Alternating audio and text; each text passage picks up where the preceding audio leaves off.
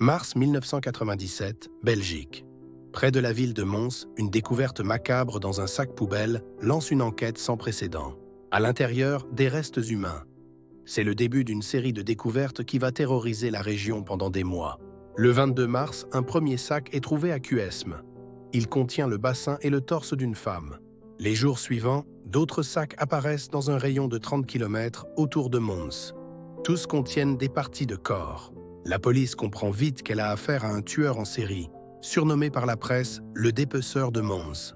L'enquête, baptisée Opération Othello, mobilise d'énormes moyens. La gendarmerie belge est sur les dents. Les légistes sont formels.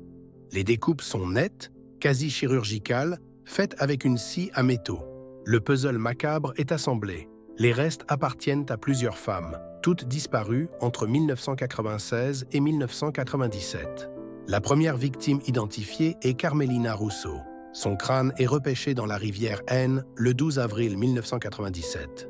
Puis Martine Bonne, dont le buste est retrouvé dans le coffre d'une voiture abandonnée près d'une gare. Jacqueline Leclerc, Nathalie Godard et Begonia Valencia sont les autres victimes identifiées par les enquêteurs. Toutes fréquentaient le quartier de la gare de Mons, un lieu connu pour la prostitution et la toxicomanie. Un seul indice matériel relie tous les meurtres, les sacs poubelles. Ils sont d'une marque et d'un type bien précis. Les enquêteurs remontent la piste du fabricant. Ces sacs étaient distribués dans la région, mais la piste est trop large. Des centaines de personnes sont interrogées. La police explore la piste de bouchers, de médecins, de chasseurs. Un suspect principal est identifié, un homme vivant en institution psychiatrique, mais les preuves manquent pour l'inculper. La psychose s'installe à Mons. La rumeur parle d'un notable, d'un homme au-dessus de tout soupçon. Malgré les efforts, l'enquête patine. Les pistes s'épuisent une à une, laissant les familles des victimes sans réponse.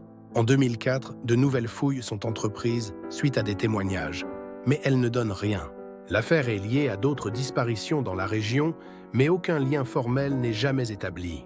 Les techniques d'analyse ADN de l'époque ne permettent pas d'isoler un profil génétique du tueur sur les sacs. Aujourd'hui, le dossier du dépeceur de Mons est un cold case, l'un des plus grands mystères criminels de Belgique. L'identité de l'assassin et ses motivations restent inconnues. A-t-il agi seul? A-t-il cessé de tuer?